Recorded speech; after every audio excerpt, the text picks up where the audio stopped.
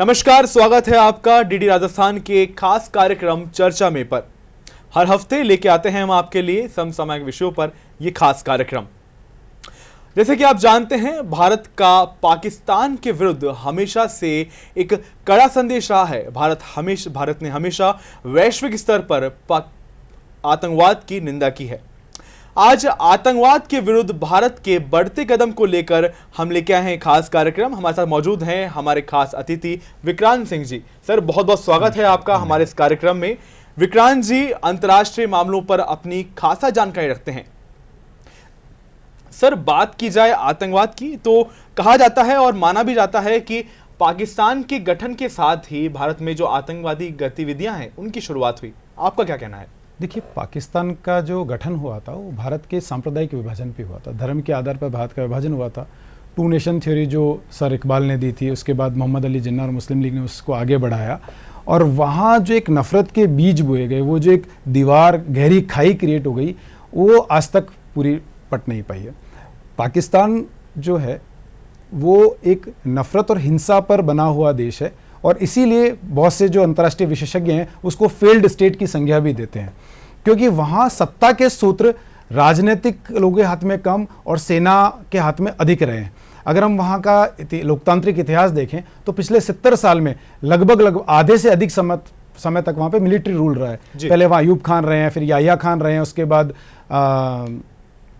परवेज मुशर्रफ रहे हैं और अभी भी हम देखते हैं इमरान खान जेल के अंदर बंद हैं और आसिफ मुनीर। सेना जो है एक तरह से अप्रत्यक्ष रूप से जो पाकिस्तान का सत्ता तंत्र है वो अपने हाथ में लिए हुए है।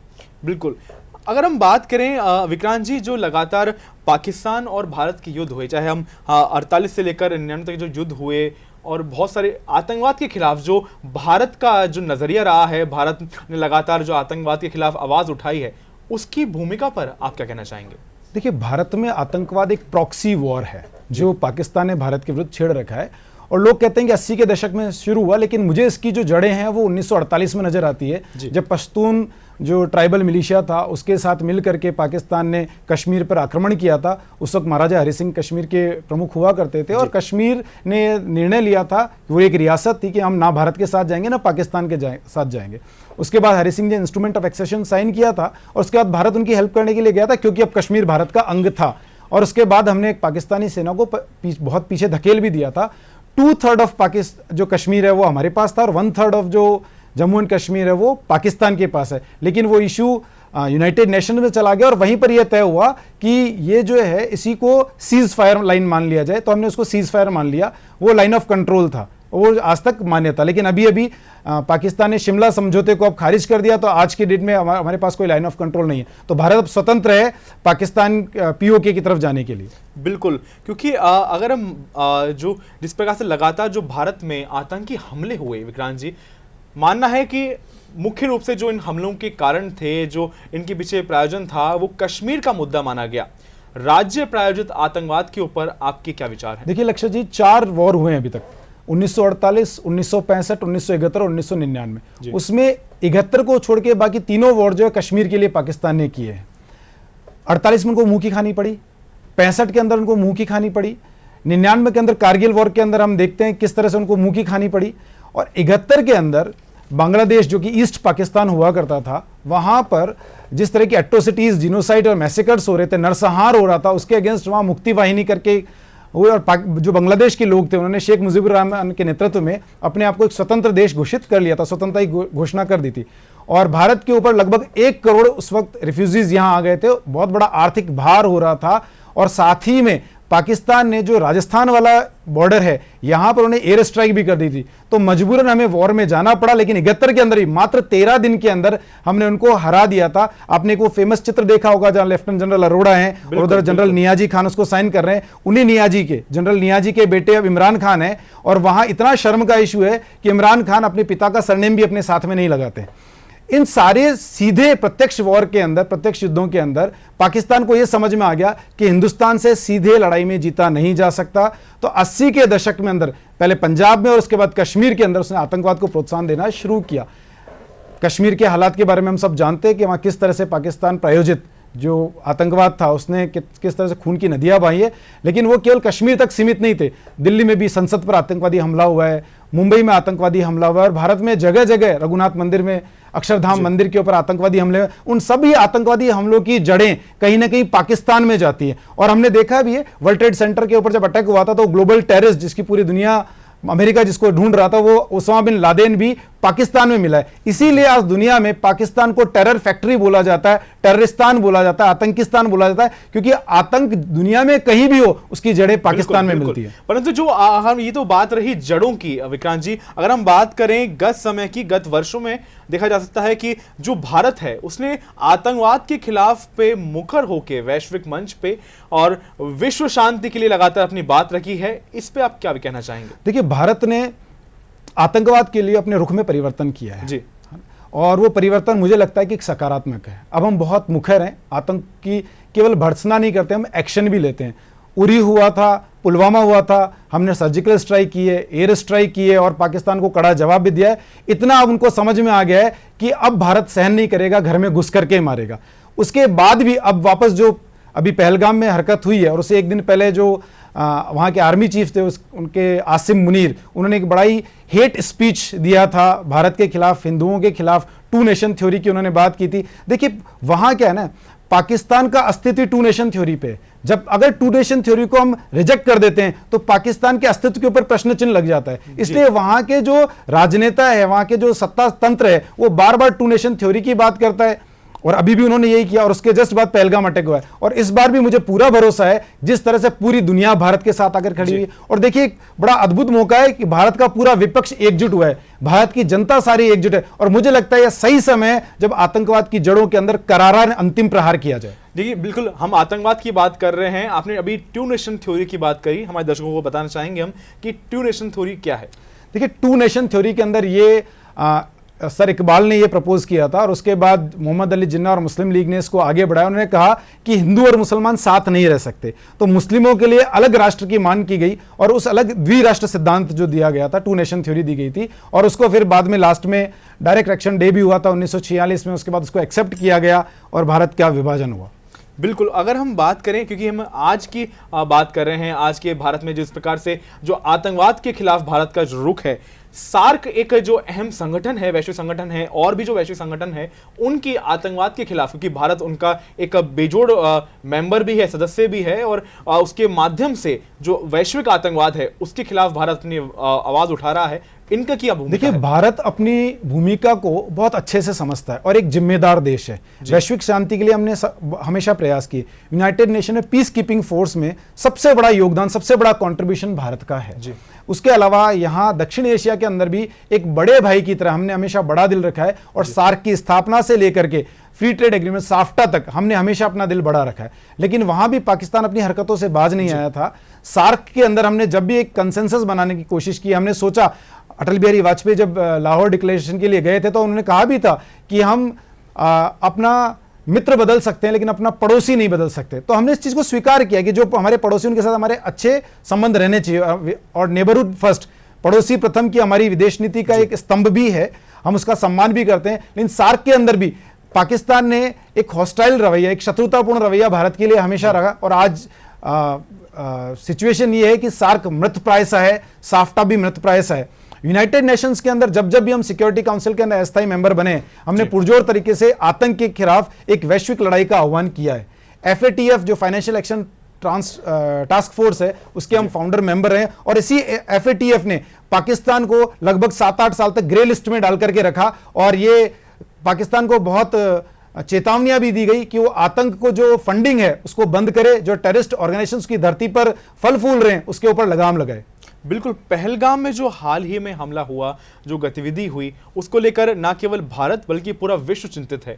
जिस प्रकार से भारत को वैश्विक रूप से जो सपोर्ट मिल रहा है, जो सहयोग मिल रहा है, हम बात करें विभिन्न देशों के जो राष्ट्रपतियों ने, प्रधानमंत्रियों ने, प्रधानमंत्री नरेंद्र मोदी जी से बात करी, उनको अपना सहयोग व्यक्त किया, उसको लेकर आतंकवाद के विरुद्ध कितना ये कारगर साबित होगा? देखिए, पहलगाम का जो ये अटैक हुआ है, ये केवल कुछ निर्दोष लोगों को मारने तक सीमित नहीं है, ये भारत की वैश्विक प्रतिष्ठा को ठेस पहुंचाने के लिए पाकिस्तान की फ्रस्ट्रेशन का नतीजा है।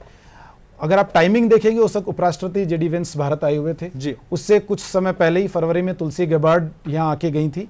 अभी आने वाले समय में राष्ट्रपति ट्रंप यहाँ आने वाले हैं, राष्ट्रपति पुतिन यहाँ आने वाले हैं। तो इस बैकड्रॉप के अंदर अगर हम देखेंगे तो ये पाकिस्तान की फ्रस्ट्रेशन का नतीजा है, वो भारत की वैश्विक प्रतिष्ठा को ठेस पहुंचाना चाहता था।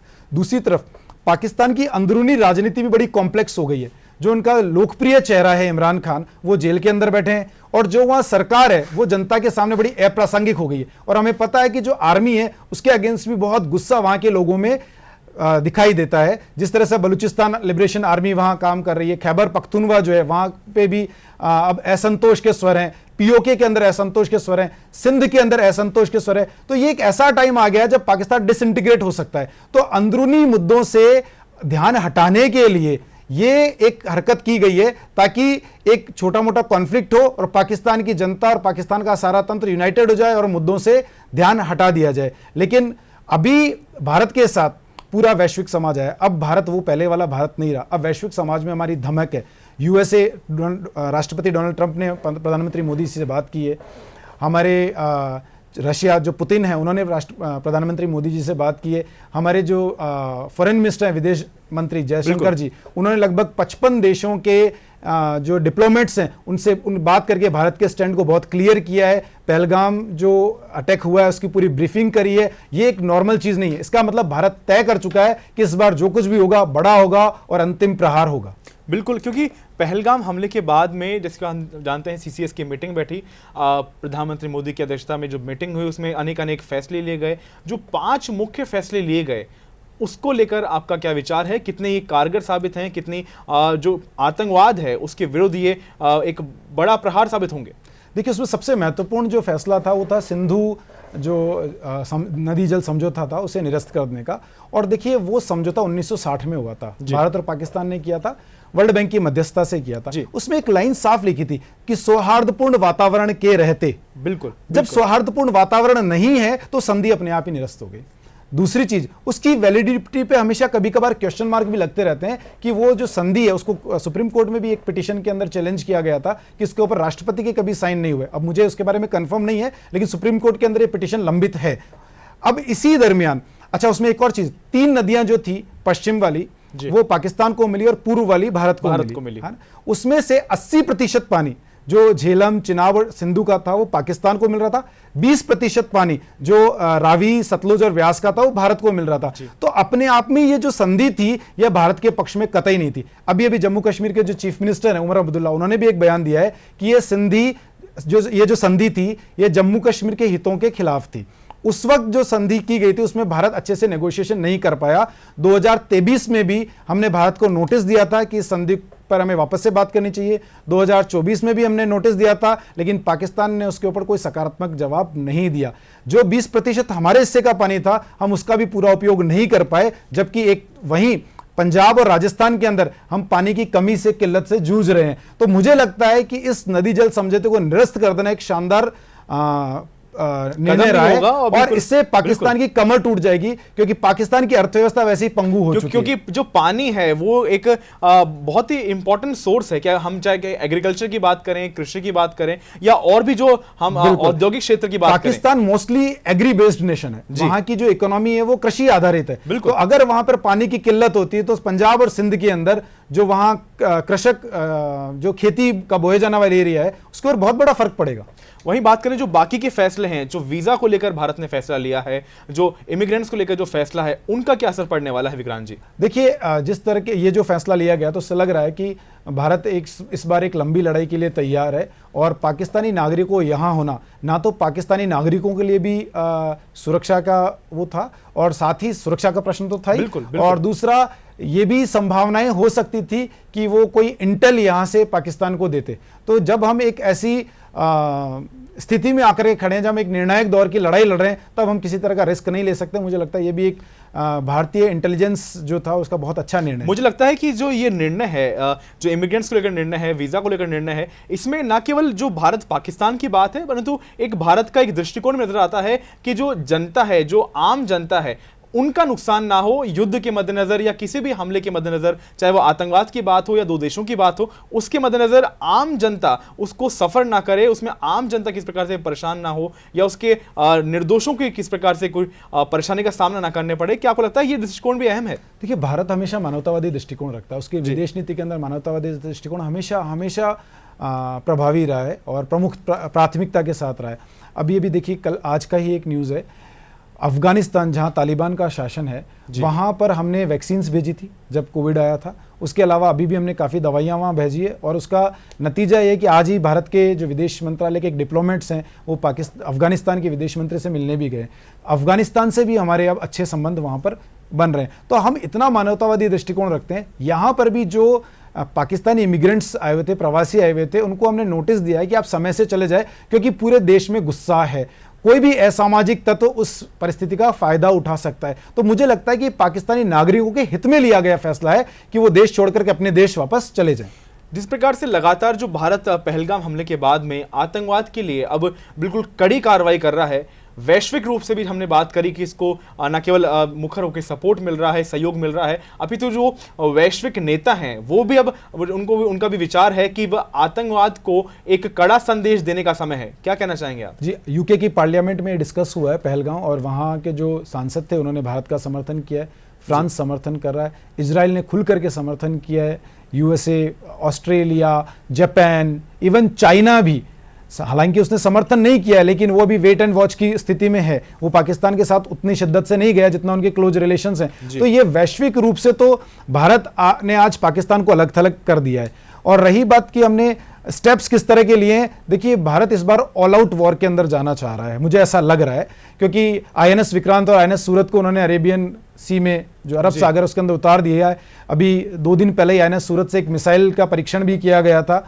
इधर पीओके के अंदर राफेल और सुखोई अपनी उड़ान भर रहे हैं। अफगानिस्तान में हमारे डिप्लोमेट जाकर के बात कर रहे हैं। उधर बलूचिस्तान और टीटीपी जो तहरीके तालिबान पाकिस्तान है, उन्होंने भी ये कहा कि अगर भारत आक्रमण करता है तो पाकिस्तान पर हम भी आक्रमण करेंगे और पाकिस्तान से हम भी अपना हिसाब बराबर करेंगे। तो पाकिस्तान आज एक बहुत ही दुविधापूर्ण स्थिति में फंस गया है, चारों तरफ से घिर गया। और भारत ने, अच्छा आप ये देखिए, जो पाकिस्तान के पड़ोसी देश है, ईरान भी भारत के साथ है, अफगानिस्तान भी भारत के साथ है, और इवन अगर हम गल्फ कंट्रीज में देखें तो जो मुस्लिम देश हैं, सऊदी अरब है, इजिप्ट है, यूएई है, सबने भारत का साथ दिया है। तो मुझे लगता है कि एक ऐतिहासिक मौका है जब पूरा विश्व भारत के साथ आतंकवाद की लड़ाई में साथ में खड़ा है। यूएन की बात करें विक्रांत जी, तो यूएन की जो सिक्योरिटी काउंसिल है उनने हाल ही में जो पहलगाम का जो आतंकी हमला है उसकी न केवल निंदा करी, परंतु जो भारत का जो रवैया है आतंकवाद के खिलाफ उसका सहयोग भी दिया और उसकी सराहना भी की, क्योंकि लगातार भारत आतंकवाद के खिलाफ मुखर होकर न केवल वैश्विक मंच पे बल्कि वैश्विक संगठनों में भी आतंकवाद के खिलाफ आवाज उठाता रहा है। क्या कहना चाहेंगे? देखिए, और ज्यादा महत्वपूर्ण है, बहुत अच्छा बिंदु उठाया आपने। यूएनएससी ने जो अभी स्टेटमेंट दिया है वो इसलिए महत्वपूर्ण है कि 1 जनवरी 2025 को ही पाकिस्तान यूएनएससी का स्थायी मेंबर बना है। जी, पाकिस्तान उस कमेटी का मेंबर है और वही यूएनएससी पाकिस्तान को कंडेम कर रही है, पहलगाम अटैक के लिए दोष दे रही है और भारत के साथ आई। और न केवल भारत के साथ आई, उसने अपने सभी सदस्य देशों को भारत को सहयोग देने और भारत की मदद करने के लिए आह्वान भी किया। तो ये अपने आप में एक बड़ा ऐतिहासिक मौका मुझे लग रहा है कि है।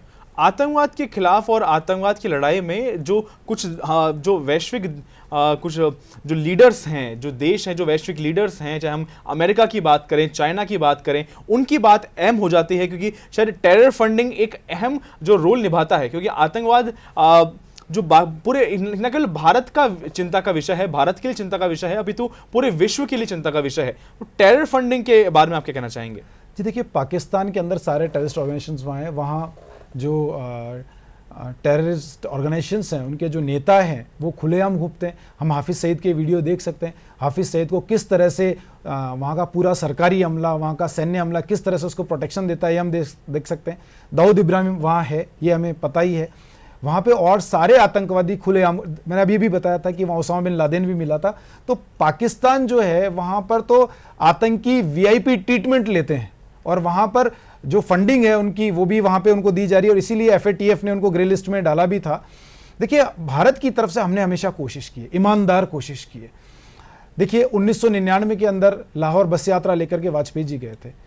वहां पे नवाज शरीफ प्रधानमंत्री थे, उनको भनक भी ना लगी और वहां पाकिस्तानी आर्मी ने कारगिल के ऊपर कैप्चर कर लिया और कारगिल वॉर हुआ हमें देखना पड़ा। 2008 में वहां के विदेश मंत्री दिल्ली में आते हैं और उधर वहां आतंकवादी हमला मुंबई में हो जाता है, राइट। 2016 के अंदर नरेंद्र मोदी पाकिस्तान जाते हैं, नवाज शरीफ से मिलकर के आते हैं और उसके जस्ट बाद पुलवामा हो जाता है। मतलब पाकिस्तान के अंदर कुछ तत्व ऐसे हैं जो नहीं चाहते कि दोनों सरकारों के बीच सौहार्दपूर्ण वातावरण के अंदर कोई बात हो।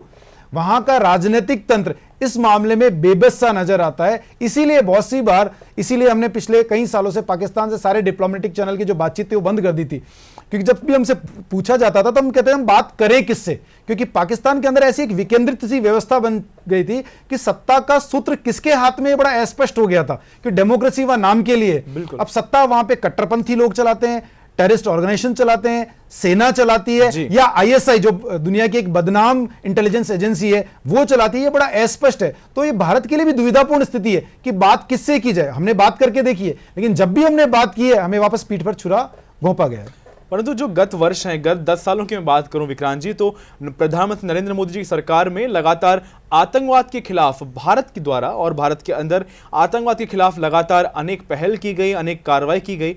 उनकी कितनी भूमिका रही और कितनी महत्वपूर्ण रही? देखिए, पिछले 10 सालों में एक जो महत्वपूर्ण घटनाक्रम हुआ है वो है कश्मीर से आर्टिकल 370 का हटाना। जी, वहाँ आर्टिकल 370 का अनुच्छेद 370 का हटाना, उसके बाद वहाँ जम्मू कश्मीर और लद्दाख को केंद्र शासित प्रदेश बना देना, उसके बाद वापस वहाँ पर शांतिपूर्ण तरीके से चुनाव का आयोजन होना और शांतिपूर्ण तरीके से उमर अब्दुल्ला का वापस मुख्यमंत्री बन जाना। यह पाकिस्तान को डाइजेस्ट नहीं हो रहा, पाकिस्तान समझ नहीं पा रहा। और ये क्लियर मैसेज भी हमने दुनिया को दे दिया है कि कश्मीर से धारा 370 हटाने के बाद कि कश्मीर भारत का अविभाज्य अंग है, कश्मीर के ऊपर कोई बातचीत नहीं हो सकती। अब जो बात होगी, हमारे अभी विदेश मंत्री ने भी बड़े ठोक करके कहा था कि जो बात होगी वो पाक ऑक्यूपाइड कश्मीर पर होगी। पाक ऑक्यूपाइड कश्मीर पाक का अनाधिकृत कब्जा है, पाक उसको तुरंत खाली करे। अब हमारा स्टैंड बहुत क्लियर है। अब यहां पर एक वो आ जाता है, अभी भी वो कश्मीर का राग अलापते रहते हैं क्योंकि उनकी जो राजनीति है वो कश्मीर के इर्द गिर्द घूमती है।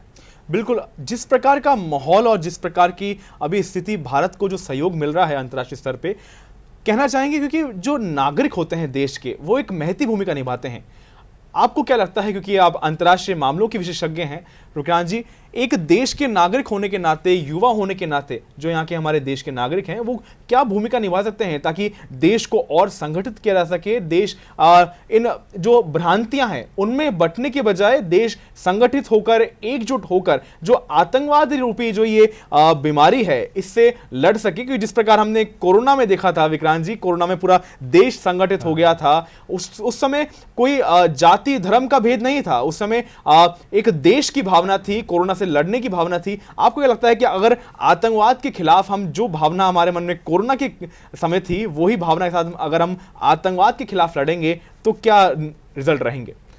देखिए, कोई भी आपात स्थिति जो आती है जी, जिसे हम आपातकाल बोल सकते हैं, इमरजेंसीज बोल सकते हैं, उस इमरजेंसी सिचुएशन के अंदर समाज का सकारात्मक होना और अपने देश, अपने सरकार, अपने राजनीतिक निर्णयों के साथ खड़ा होना बड़ा महत्वपूर्ण हो जाता है। हम इस मामले में इजराइल से बहुत कुछ सीख सकते हैं।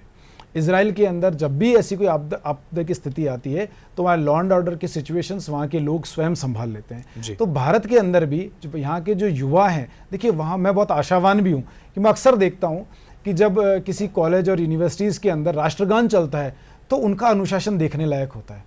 वो हो सकता है उनके मतभेद हो सकते हैं, मनभेद हो सकते हैं, लेकिन जब राष्ट्रगान के लिए वो खड़े होते हैं तब उन सबके अंदर सम्मान होता है, आंखों में चमक होती है और बॉडी एकदम स्ट्रेट होती है।